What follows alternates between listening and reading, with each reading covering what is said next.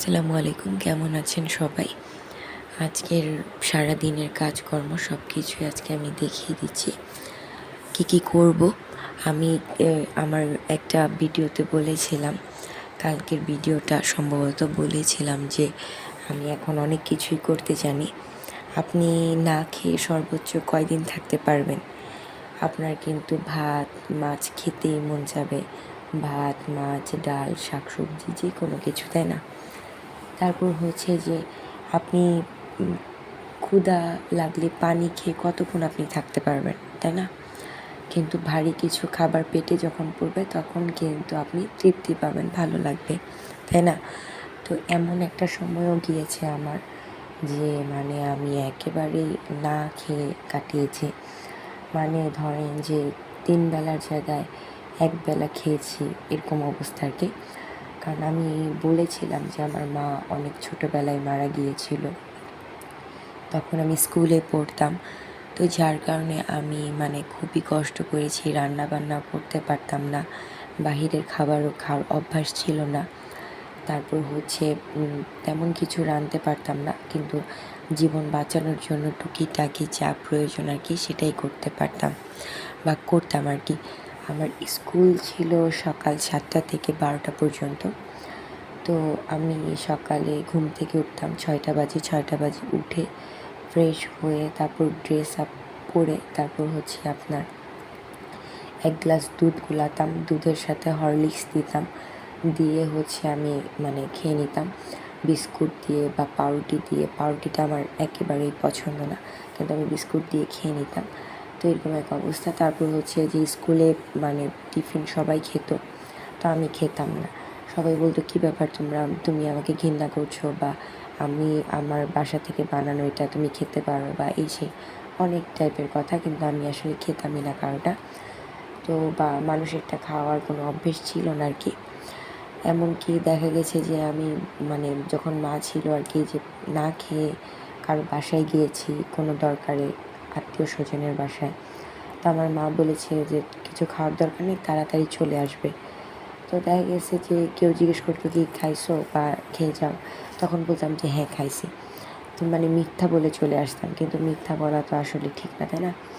তো যাই হোক, সকালে স্কুল ছিল যে 7টা বাজে চলে যেতাম স্কুলের দিকে। তারপর হচ্ছে 12টা পর্যন্ত ক্লাস করে আসার সময় বাজার করে নিয়ে আসতাম।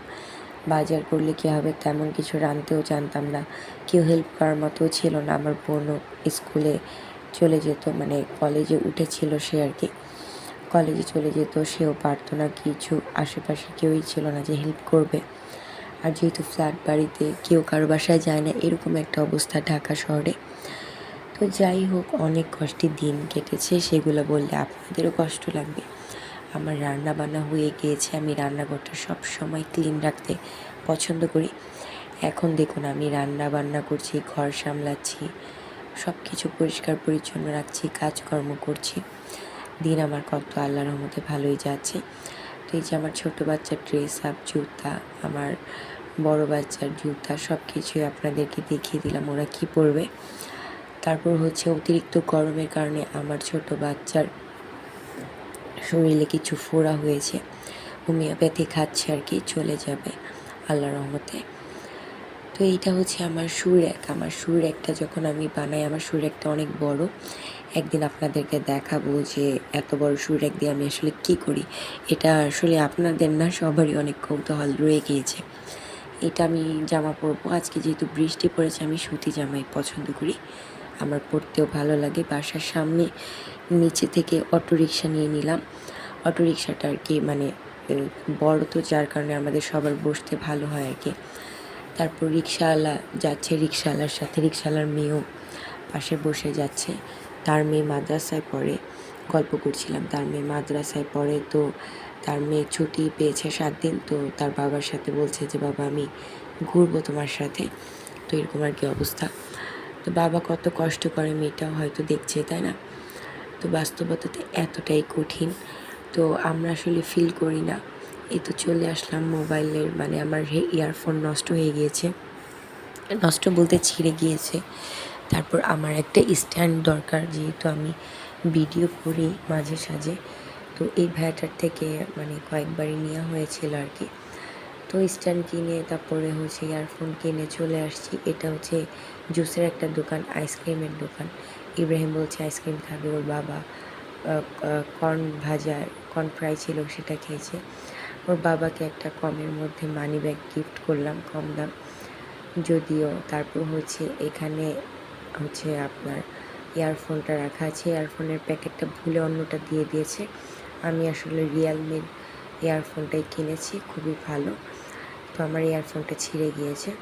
তো যাই হোক, স্ট্যান্ডটা আমি অন্য ভিডিওতে দেখিয়ে দিব। আমার বাচ্চা ঘুমিয়ে গিয়েছিল আমার কোলে, তো যার কারণে আমি ওভাবেই ভিডিওটা করছি আর আপনাদের সাথে বকবক করছি। আজকে এই পর্যন্তই, সবাই ভালো থাকবেন, আল্লাহ হাফেজ।